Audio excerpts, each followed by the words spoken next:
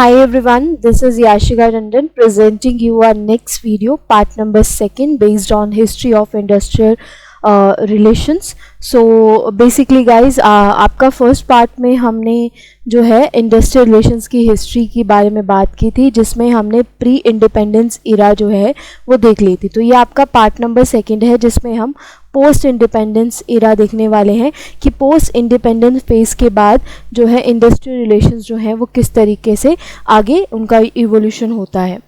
ठीक है, तो पिछले लेक्चर में हमने ये सारी बात की थी. अगर आपने अभी तक वीडियो नहीं देखी है जाकर प्लीज़ देखिए, उसके बाद आप इस वीडियो को देखिएगा ताकि आपको समझ में आ सके. तो पहले बात करते हैं पोस्ट इंडिपेंडेंस इंडिया के बारे में. तो ये तब की बात है जब इंडिया जो है वो आज़ाद हो जाता है.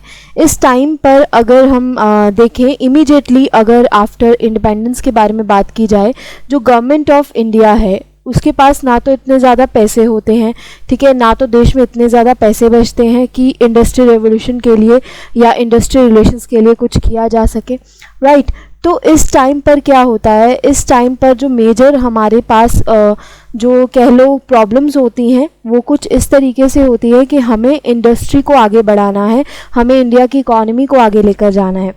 इसी के लिए एक कॉन्फ्रेंस होती है पोस्ट इंडिपेंडेंस इरा में, जिसको आपको याद रखना है, वेरी इंपॉर्टेंट. उस कॉन्फ्रेंस को बोला जाता है ट्राई पार्टी कॉन्फ्रेंस. ठीक है जी. ये जो कॉन्फ्रेंस होती है ये बेसिकली 1947 में होती है. अब इस कॉन्फ्रेंस के अंडर होता क्या है कि एक इंडस्ट्रियल रेजोल्यूशन जो है वो अडॉप्टेड किया जाता है. अब ये इंडस्ट्रियल रेजोल्यूशन जो है ये क्या अडॉप्ट करते हैं, इसमें क्या होता है, तो मैं आपको ये एक्सप्लेन करती हूँ. बहुत इंपॉर्टेंट है गाइस, ध्यान से सुनिएगा. इसमें से बहुत सारे ऐसे क्वेश्चंस हैं जो आपके बन सकते हैं. तो जैसे जैसे मैं आपको बताती जा रही हूँ जस्ट उनको सुनिए, उसके बाद मैं आपको क्वेश्चंस भी करवाऊंगी. तो इंडस्ट्रियल रेजोल्यूशन जो है ये अडॉप्ट हुआ.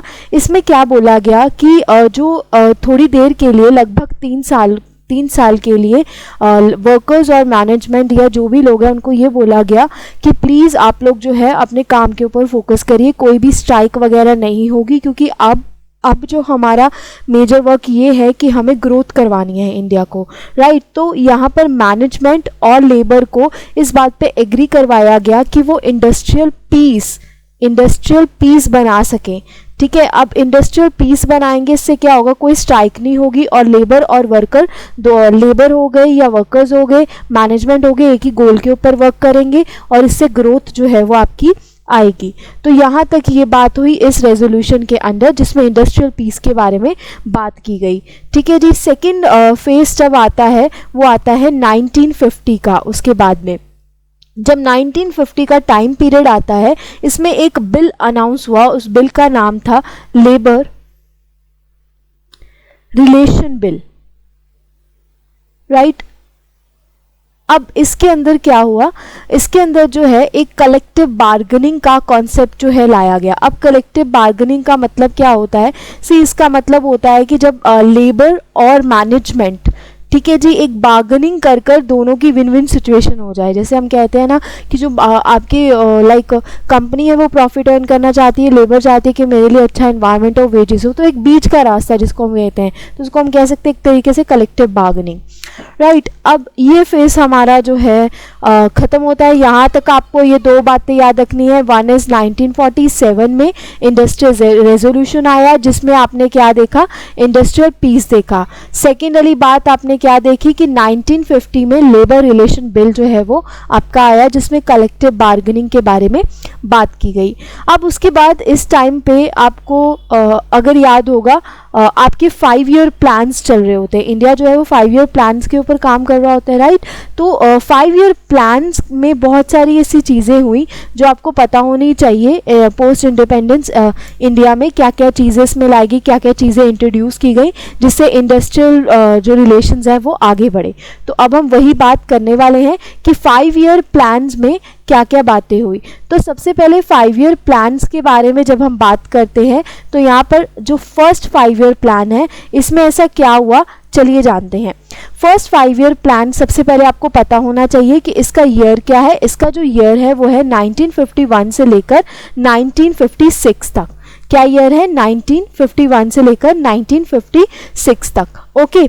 अब ये जो प्लान है ये आपका किसके ऊपर एम्फेसिस कर रहा था, इंडस्ट्रियल पीस के ऊपर। क्यों? क्योंकि आपको पता है इस टाइम पर इंडिया के पास ना तो पैसे थे, तो यहाँ पर इंडस्ट्री को बूम करवाने के लिए हमें इंडस्ट्रियल पीस की बहुत ज़्यादा ज़रूरत थी।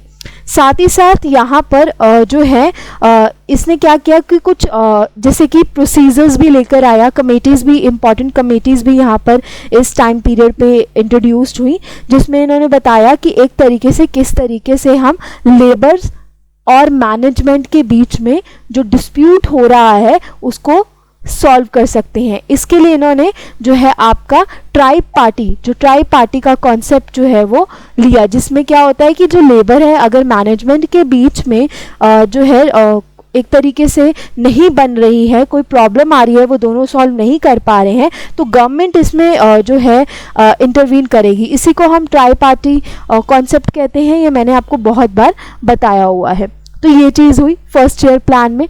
ठीक है, जब आपका आता है सेकेंड ईयर प्लान, ये आपका जो प्लान होता है वो चलता है 1956 से लेकर 1961 तक। अब ये बहुत इंपॉर्टेंट है, क्यों? इसमें बहुत सारी ऐसी चीज़ हुई, जैसे कि यहाँ पर क्या हुआ, बहुत सारे ऐसे मेथड्स यूज़ किए गए और जिससे डिसिप्लिन बन सके। यस, इस पर्टिकुलर प्लान में सबसे इम्पॉर्टेंट बात ये आती है कि इसमें ऐसे बहुत सारे मेथड्स यूज़ किए गए, मेथड्स कह लो, आप कोड कह लो, ठीक है जी, जिससे क्या बन सके, एक तरीके से डिसिप्लिन बन सके आपकी इंडस्ट्री में। अब हमने पिछला एक लेक्चर किया था जिसमें मैंने अभी आपको जो है एमसीक्यूज करवाए थे, किसके ऊपर, इंडस्ट्रियल रिलेशंस के ऊपर, हिस्ट्री के ऊपर, राइट। उसमें क्वेश्चन आपको देखने को मिला था जिसमें आपने देखा था कि जॉइंट मैनेजमेंट काउंसिल के बारे में मैंने पूछा था। तो जो जॉइंट मैनेजमेंट काउंसिल है वो आपके सेकेंड ईयर प्लान के अंतर्गत ही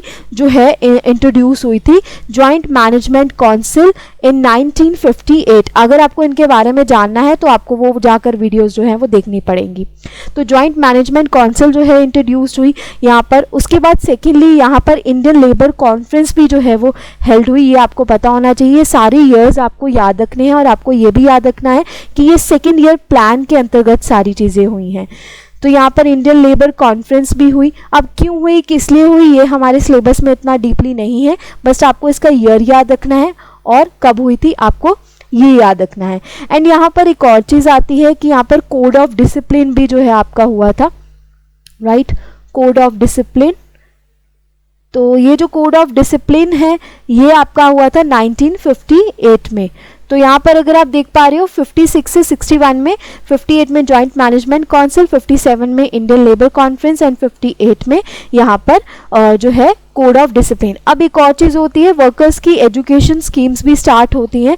वो कब होती हैं, वो भी आपकी 1958 के अंतर्गत होती हैं। तो यहाँ पर एजुकेशन देने के लिए, उनकी स्किल मैनेजमेंट के लिए भी थोड़ा बहुत वर्क किया जाता है 1958 में। ओके, तो ये आपका सेकेंड ईयर प्लान होता है जिसमें ये सारी चीज़ें जो हैं वो होती हैं। अब आपको ये सारी चीज़ें जो हैं वो याद रखनी है।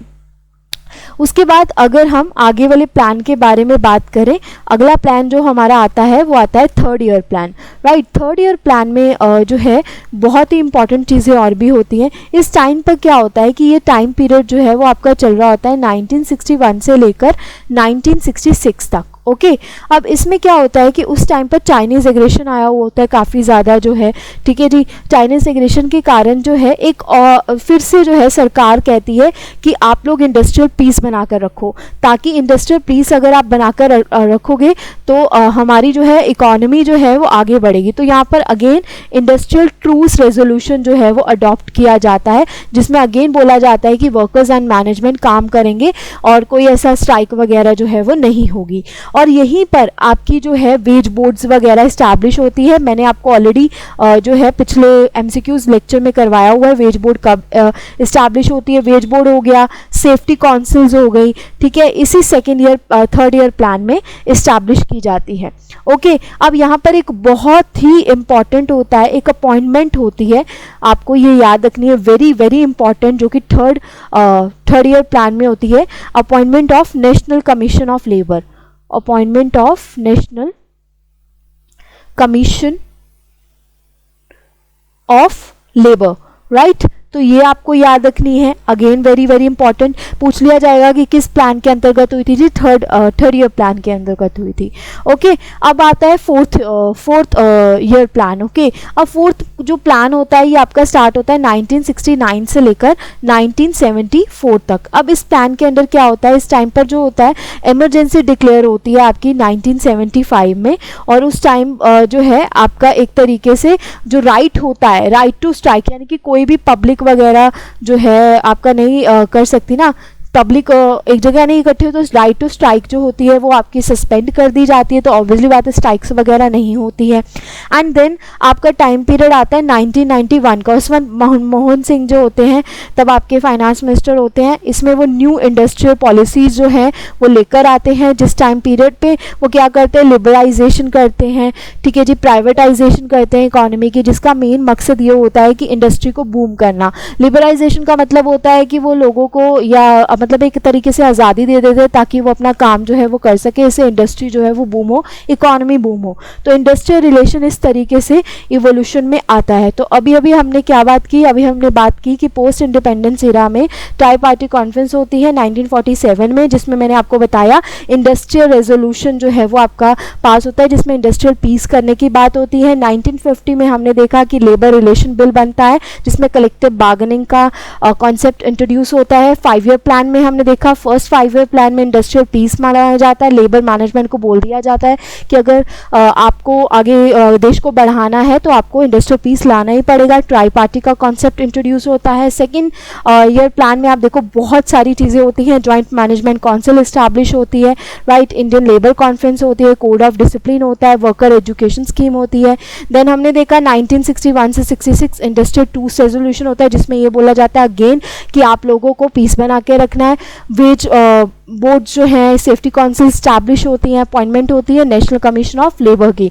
देन फोर्थ आपका आता है 1969 से लेकर 1974 तक, जिसमें राइट टू स्ट्राइक जो है वो ख़त्म कर दिया मतलब एक तरीके से बैन कर दी जाती, क्योंकि इमरजेंसी डिक्लेयर होती है। 1991 में हमने देखा इंडस्ट्रियल पॉलिसीज़ आती हैं, जिसमें एक इंडस्ट्रियल पॉलिसीज़ में बहुत सारी चीज़ें होती हैं जिससे आपकी इकोनॉमी इवोल्यूशन में आती है, स्किल मैनेजमेंट भी देखी जाती है वर्कर्स की, राइट। तो इस तरीके से आपका इंडस्ट्रियल रिलेशंस की ये हिस्ट्री है। यहीं पर ये वाला चैप्टर जो कॉन्सेप्ट है इंडस्ट्रियल रिलेशंस का वो खत्म होता है। आपको 3 वीडियो मिल गई होंगी। सबसे पहली वीडियो जिसमें हमने प्री इंडिपेंडेंस इरा किया, सेकंड में मैंने आपको कुछ क्वेश्चंस करवाए हैं, थर्ड वीडियो ये है। अभी फोर्थ एंड फिफ्थ वीडियो भी हम देखेंगे, थोड़ी बहुत और क्वेश्चंस अगर इसके ऊपर बन रहे होंगे मैं आपको करवाऊंगी, फिर उसके बाद हम नेक्स्ट कॉन्सेप्ट के ऊपर चलेंगे। तो अगर आपको वीडियो पसंद आती है, डू लाइक दिस वीडियो। आप सब्सक्राइब कर सकते हैं चैनल को, नीचे दिया गया है लिंक टेलीग्राम चैनल का, उसको भी ज्वाइन कर सकते हैं। Thank you very much, have a great day guys.